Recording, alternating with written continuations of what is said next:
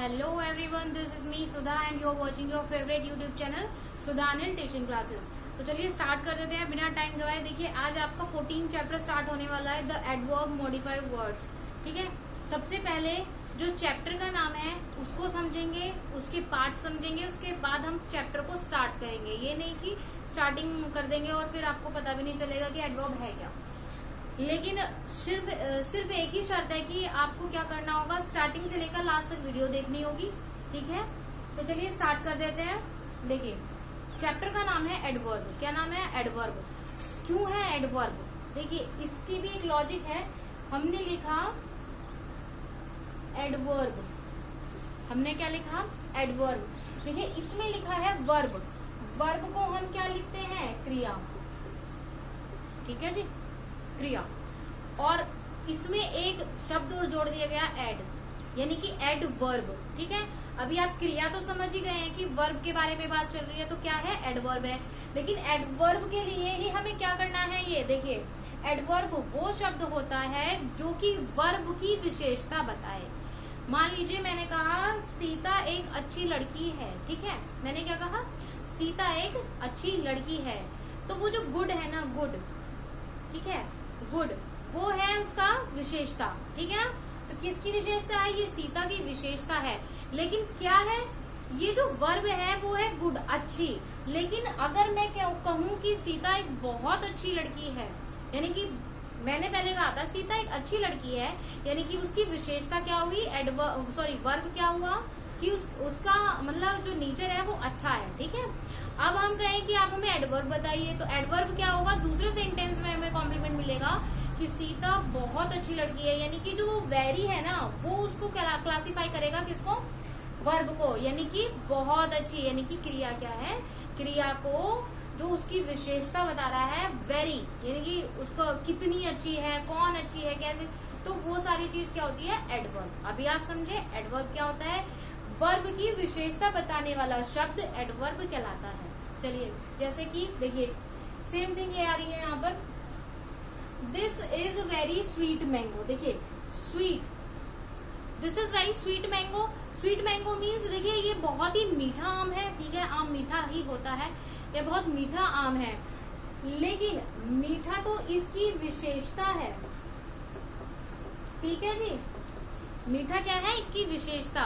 Mango क्या है? Object. Object की विशेषता, यानी कि उसका कार्य क्या हुआ कि वो मीठा है। ये क्या होता है? हमारा वर्ब। ठीक है, वर्ब होता है। लेकिन वर्ब को जो उसका, यानी कि मतलब एक तरीके से कह दो कि हम वर्ब को जो उसका क्लासिफिकेशन, यानी कि जो नाम दे रहा है वो कौन दे रहा है? वेरी। वेरी, अगर वेरी नहीं होता तो बस नॉर्मल मीठा है आम। ठीक है, लेकिन यहाँ पर अगर वेरी लगा है तो यानी कि बहुत मीठा है आम, तो ये क्या हुआ? एडवर्ब। ये एड में प्लस हो गया वर्ब, यानी कि एडवर्ब। ये वेरी मॉडिफाई कर रहा है किसको? स्वीट को, मैंगो को। तो चलिए स्टार्ट करते हैं। देखिए kinds of adverb. Kinds of adverb का मतलब है कि एडवर्ब के कितने प्रकार होते हैं? 3 प्रकार होते हैं। Only on 3 types of adverb. देखिए पहला होता है सिंपल एडवर्ब। सिंपल के नाम से ही आप समझ गए होंगे कितना सिंपल एडवर्ब है। ठीक है, इसमें क्या क्या आएगा?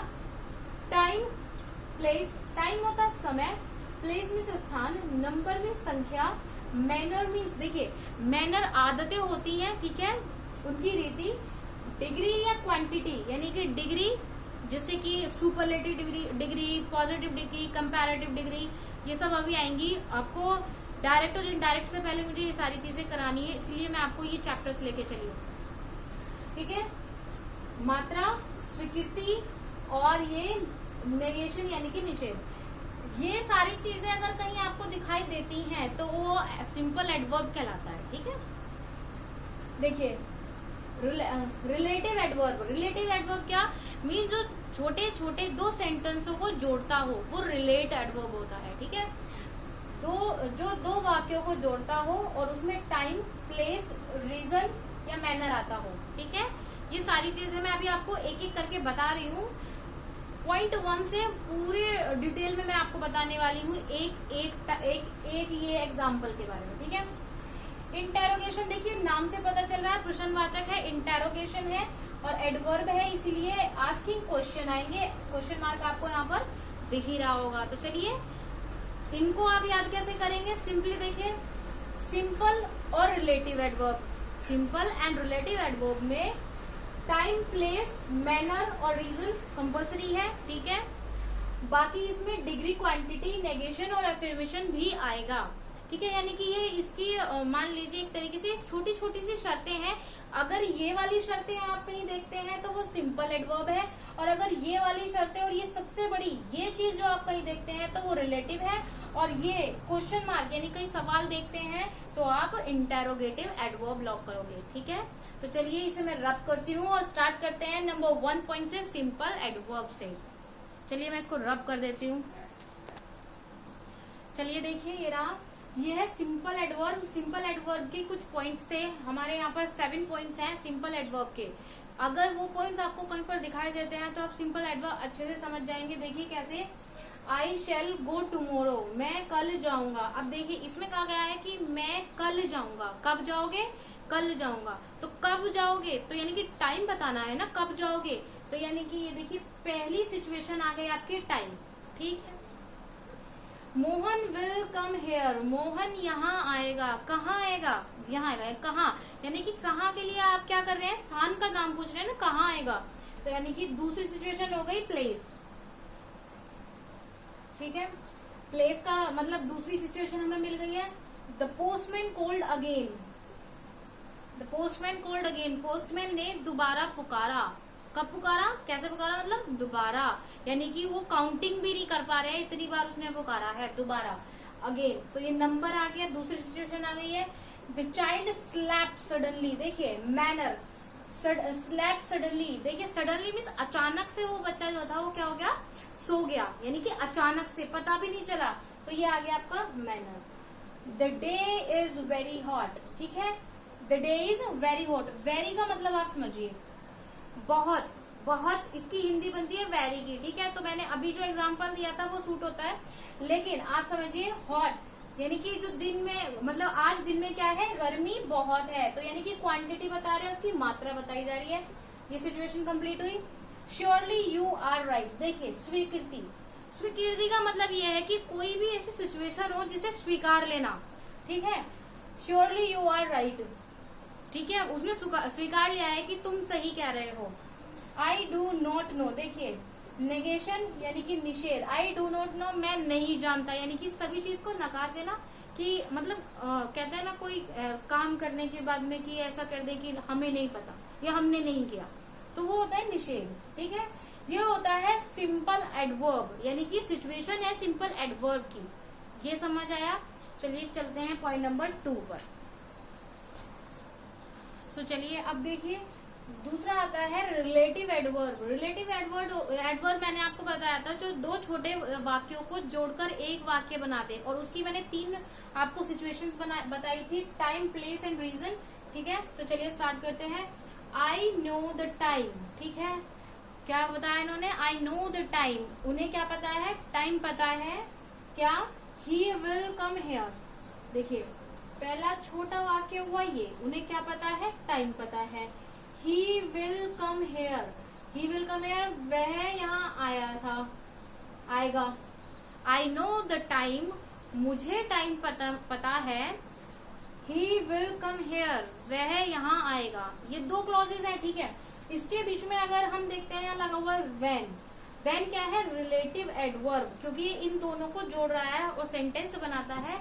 मुझे टाइम पता है जब वह यहाँ आएगा, ठीक है। लेकिन आप अब इसमें आपने रिलेटिव देखा क्या है, व्हेन है, और इसमें दूसरी बात, इसमें टाइम का बातें चल रही है टाइम के बारे में। Tell me the place, tell me the place, मुझे वो जगह बताओ। देखिए प्लेस आ गया है इसमें, पहला clause. He was born, he was born, वो पैदा हुआ था, ये दूसरा क्लॉज है। अब देखिए वेयर, वेयर क्या है आपका, रिलेटिव एडवर्ब। कैसे, ये छोटे क्लॉजेस को जोड़ करके एक क्लॉजेस बना दिया। उसका मीनिंग क्या बनाया गया, टेल मी द प्लेस, मुझे वो जगह बताओ जहां पर वो पैदा हुआ था, ठीक है, या जहां पर उसका जन्म हुआ था। और आपको पता है सिचुएशन कौन सी चल रही है, प्लेस की। डू यू नो, क्या तुम जानते हो, ठीक है जी, पहली बात। Why he come here. दूसरी बात कि वो, क्या तुम जानते हो वह क्यों आया है।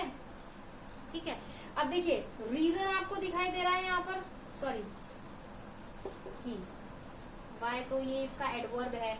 इन्होंने कहा है क्या तुम इसका कारण जानते हो, इसका रीजन जानते हो, तो आपको सिचुएशन पता चल गई। रीजन है he will come, he come here, वो यहाँ आया है।